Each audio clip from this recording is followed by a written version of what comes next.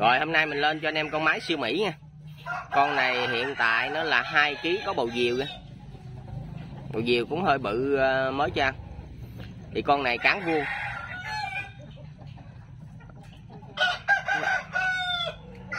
Con này giá 1.5 nha, 1.5 bao ship các tỉnh cho anh em. Anh em nào thấy hợp nhãn thì alo cho mình. Siêu Mỹ cán vuông.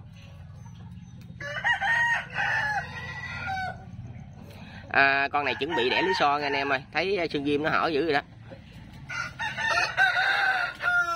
2 kg, có bầu diều. Bầu diều hơi bự đó, mới cho ăn. Cán vuông. Giá 1.5 bao ship các tỉnh cho anh em. Anh em nào thấy hợp nhãn thì lưu cho mình.